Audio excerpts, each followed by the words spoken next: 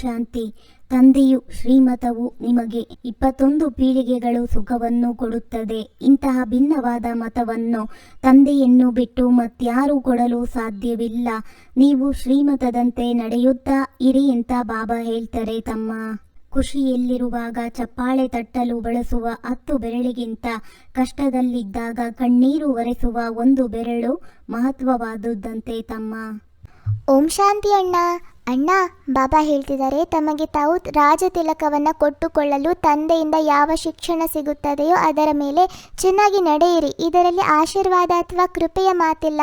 Follow father ಆಗಬೇಕು, ಅನ್ಯರನ್ನು ನೋಡಬಾರ್ದು, ಮನ್ಮನಾಭವ. ಇದರಿಂದ ತನಗೆ ತಾನೇ ತಿಲಕ ಸಿಗುತ್ತದೆ. ವಿದ್ಯೆ ಮತ್ತು ನೆನಪಿನ ಯಾತ್ರೆಯಿಂದ ನೀವು ಭಿಕ್ಷುಕರಿಂದ ರಾಜಕುಮಾರರಾಗ್ತೀರಿ. ಅಣ್ಣ, ಇಂದಿನ ಗೀತೆಯಾಗಿದೆ ಓಂ ನಮಃ ಶಿವಾಯ. ಓಂ ಶಾಂತಿ. ಯಾವಾಗ ತಂದೆ ಮತ್ತು ತಾತ ಓಂ ಶಾಂತಿ ಎಂದು ಹೇಳುತ್ತಾರೆ ಎಂದರೆ 2 ಬಾರಿ ಹೇಳಬಹುದು. ಯಾಕೆಂದರೆ ಒಬ್ಬರು ಅವ್ಯಕ್ತ, ಇನ್ನೊಬ್ಬರು ವ್ಯಕ್ತ. ಇಬ್ಬರು ಒಟ್ಟಿಗೆ ಇದ್ದಾರೆ, ಇಬ್ಬರು ಜೊತೆ ಸೇರಿ ಮಾತನಾಡುತ್ತಾರೆ, ಬೇರೆ ಬೇರೆಯೂ ಆಗಿರಬಹುದು. ಈಗಂತೂ ಕಲಿಯುಗದ ಅಂತ್ಯದಲ್ಲಿ ಚಿನ್ನವು ನೋಡಲು ಕಾಣಿಸುವುದಿಲ್ಲ. ಸತ್ಯಯುಗದಲ್ಲಂತೂ ಚಿನ್ನದ ಮೆಹಲುಗಳಿರುತ್ತವೆ. ಎಷ್ಟೊಂದು ಹಗಲು ರಾತ್ರಿಯ ವ್ಯತ್ಯಾಸವಿದೆ. ಅದರ ಹೆಸರೇ ಸ್ವರ್ಣಿಮ ಯುಗ. ಅಲ್ಲಿ ಇಟ್ಟಿಗೆ, ಕಲ್ಲು ಮುಂತಾದವುಗಳ ಕೆಲಸವಾಗುವುದಿಲ್ಲ. ಕಟ್ಟಡಗಳನ್ನು ಕಟ್ಟುತ್ತಾರೆಂದರೂ ಅದರಲ್ಲಿಯೂ ಚಿನ್ನ ಬೆಳ್ಳಿಯ ವಿನಃ ಮತ್ಯಾವುದೇ ಇಲ್ಲಿನ ತರಹ ಕಚ್ಚಾ ವಸ್ತುಗಳಿರುವುದಿಲ್ಲ. ಇದು ಸಹ ನಾಟಕದಲ್ಲಿ ಮಾಡಲ್ಪಟ್ಟಿದೆ. ಈ ಸಮಯದಲ್ಲಿ ವಿಜ್ಞಾನದಿಂದ ಅಭಿಮಾನವಿದೆ. ಸತ್ಯಯುಗದಲ್ಲಿ ಇದಕ್ಕೆ ಅಭಿಮಾನವೆಂದು ಹೇಳುವುದಿಲ್ಲ. ಅಲ್ಲಂತೂ ವಿಜ್ಞಾನದಿಂದ ನಿಮಗೆ ಸುಖ ಸಿಗುತ್ತದೆ. ಇಲ್ಲಿ ಅಲ್ಪ ಕಾಲದ ಸುಖವಿದೆ. ಮತ್ತೆ ಇದರಿಂದಲೂ ಬಹಳ ಭಾರಿ ಬಾಣವು ಸಿಗುತ್ತದೆ.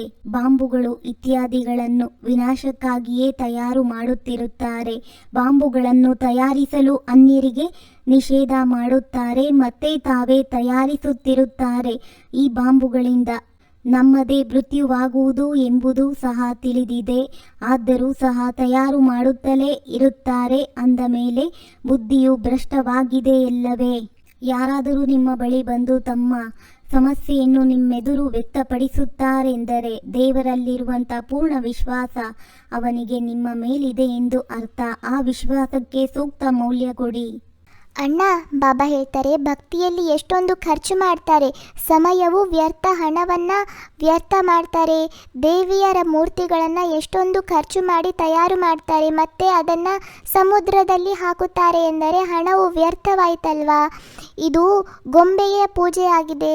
ಯಾರೆಲ್ಲ ಪೂಜೆ ಮಾಡುವರೋ ಅವರ ಪರಿಚಯವನ್ನೇ ತಿಳಿದುಕೊಂಡಿಲ್ಲ.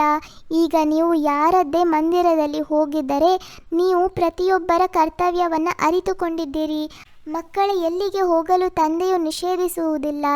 ಯಾಕೆಂದರೆ ಮೊದಲಂತೂ ತಿಳುವಳಿಕೆ ಇಲ್ಲದಿರುವವರಾಗಿದ್ದೀರಿ, ಈಗ ತಿಳುವಳಿಕೆಯುಳ್ಳವರಾಗಿದ್ದೀರಿ.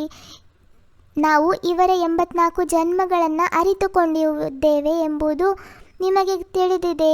ಭಾರತವಾಸಿಗಳಂತೂ ಕೃಷ್ಣನ ಜನ್ಮದ ಬಗ್ಗೆಯೂ ಸಹ ತಿಳಿದಿಲ್ಲ. ನೀವು ಪ್ರತಿಯೊಬ್ಬರೂ ಭಾರತವನ್ನು ಸ್ವರ್ಗ ಮಾಡುವುದರಲ್ಲಿ ತಮ್ಮ ತನು ಮನ ಧನವನ್ನು ಸಫಲ ಮಾಡಬೇಕಾಗುತ್ತದೆ. ಎಷ್ಟು ಮಾಡುವಿರೋ ಅಷ್ಟು ಶ್ರೇಷ್ಠ ಪದವಿಯನ್ನು ಪಡೆಯುತ್ತೀರಿ. ಇಲ್ಲಿ ಏನೂ ಸಹ ಉಳಿಯುವುದಿಲ್ಲ. ಈಗಿನ ಸಮಯದ ಗಾಯನವೇ ಇದೆ. ಕೆಲವರದ್ದು ಮಣ್ಣು ಪಾಲಾಯಿತು, ಕೆಲವರದ್ದು ಬೆಂಕಿಯಲ್ಲಿ ಹೋಯಿತು. ಈಗ ತಂದೆಯು ನಿಮಗೆ ರಾಜ್ಯ ಭಾಗ್ಯವನ್ನು ಕೊಡಲು ಬಂದಿದ್ದಾರೆ. ತಂದೆಯು ತಿಳಿಸುತ್ತಾರೆ, ಮಕ್ಕಳೇ, ತನು ಮನ ಧನ ಎಲ್ಲವನ್ನು ಇದರಲ್ಲಿ ತೊಡಗಿಸಿ. ಹೇಗೆ ಈ ಬ್ರಹ್ಮರವರೂ ಸಹ ಎಲ್ಲವನ್ನು ಅರ್ಪಣೆ ಮಾಡಿಬಿಟ್ಟರಲ್ಲವೇ? ಇವರಿಗೆ ಮಹಾದಾನಿ ಎಂದು ಹೇಳಲಾಗುತ್ತದೆ. ವಿನಾಶಿ ಧನದ ದಾನ ಮಾಡುತ್ತೀರೆಂದರೆ ಅವಿನಾಶಿ ಧನದ ದಾನವನ್ನು ಮಾಡಬೇಕಾಗುತ್ತದೆ. ಯಾರೆಷ್ಟಾದರೂ ದಾನ ಮಾಡಬಹುದು. ಪ್ರಸಿದ್ಧ ದಾನಿಗಳಾಗಿದ್ದಾರೆ. ಇಂಥವರು ಬಹಳ ದೊಡ್ಡ ದಾನಿಯಾಗಿದ್ದಾರೆಂದು ಹೇಳುತ್ತಾರೆ. ಹೆಸರುವಾಸಿಯಂತೂ ಆಗುತ್ತಾರಲ್ಲವೇ?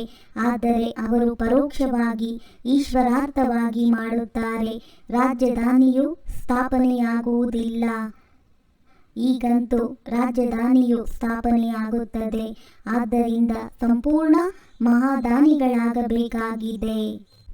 ಮನಸ್ಸಿನಲ್ಲಿ ಇರುವುದನ್ನೇ ಮಾತಾಡಬೇಕು. ಮಾತಿನಂತೆ ಕ್ರಿಯೆ ಇರಬೇಕು. ಮನಸ್ಸು, ಮಾತು ಮತ್ತು ಕೃತಿ ಇವೆಲ್ಲವೂ ಒಂದೇ ರೀತಿ ಇದ್ದರೆ ಅಂಥವರು ಸಜ್ಜನರು ಅನ್ನಿಸಿಕೊಳ್ಳುತ್ತಾರೆ. ಅಣ್ಣ, ಬಾಬಾ ಹೇಳ್ತಾರೆ ಈ ನಾಟಕವು ಅನಾದಿಯಾಗಿದೆ, ನಡೆಯುತ್ತಲೇ ಇರುತ್ತದೆ. ಆತ್ಮವು ಇಷ್ಟು ಚಿಕ್ಕ ಬಿಂದುವಾಗಿದೆ, ಅದರಲ್ಲಿ ಈ ಅವಿನಾಶಿ ಪಾತ್ರವು ನೋಂದಾವಣೆಯಾಗಿದೆ. ಎಷ್ಟು ಗುಹ್ಯ ಮಾತುಗಳಾಗಿವೆ. ಆತ್ಮವು ನಕ್ಷತ್ರದಂತೆ ಇರುತ್ತದೆ. ಮಾತೆಯರು ಸಹ ಇಲ್ಲಿ ಮಸ್ತಕದಲ್ಲಿಯೇ ಬಿಂದುವನ್ನು ಇಟ್ಟುಕೊಳ್ಳುತ್ತಾರೆ. ಈಗ ನೀವು ಮಕ್ಕಳು ಪುರುಷಾರ್ಥದಿಂದ ತಮಗೆ ತಾವು ರಾಜತಿಲಕವನ್ನು ಇಟ್ಟುಕೊಳ್ಳುತ್ತೀರಿ. ನೀವು ತಂದೆಯ ಶಿಕ್ಷಣದಂತೆ ಒಳ್ಳೆಯ ರೀತಿಯಲ್ಲಿ ನಡೆಯುತ್ತೀರಿ ಎಂದರೆ ತಮಗೆ ರಾಜತಿಲಕವನ್ನು ಇಟ್ಟುಕೊಳ್ಳುತ್ತೀರಿ. ಇದರಲ್ಲಿ ಆಶೀರ್ವಾದದ ಅಥವಾ ಕೃಪೆಯ ಮಾತಿಲ್ಲ. ನೀವೇ ನಿಮ್ಮ ಪುರುಷಾರ್ಥದಿಂದ ರಾಜತಿಲಕವನ್ನು ಇಟ್ಟುಕೊಳ್ತೀರಿ. ಮೂಲತಃ ಇದು ರಾಜತಿಲಕವಾಗಿದೆ. ತಂದೆಯನ್ನು ಅನುಸರಿಸುವ ಪುರುಷಾರ್ಥ ಮಾಡಬೇಕಾಗಿದೆ. ಅನ್ಯರನ್ನು ನೋಡಬಾರ್ದು. ಇದು ಮನ್ಮನಾಭವ ಆಗಿದೆ. ಇದರಿಂದ ತನಗೆ ತಾನೇ ತಿಲಕವು ಸಿಗುತ್ತೆ, ತಂದೆಯಂತೂ ಕೊಡೋದಿಲ್ಲ.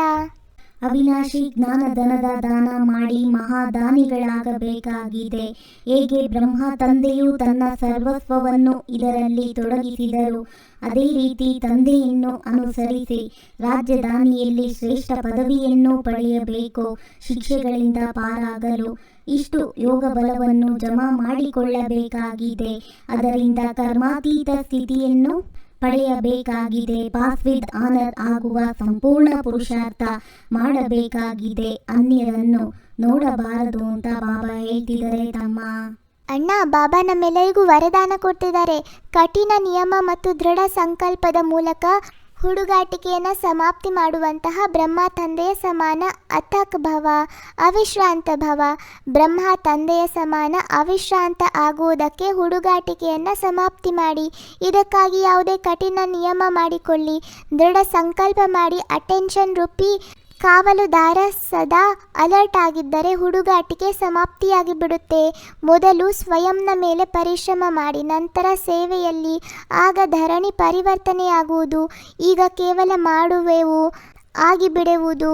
ಈ ಆರಾಮದ ಸಂಕಲ್ಪಗಳ ದಿಂಬುಗಳನ್ನು ಬಿಡಿ, ಮಾಡಲೇಬೇಕು. ಈ ಸ್ಲೋಗನ್ನನ್ನು ಮಸ್ತಕದಲ್ಲಿ ನೆನಪಿಟ್ಟುಕೊಳ್ಳಿ ಮತ್ತು ಪರಿವರ್ತನೆ ಆಗಿ.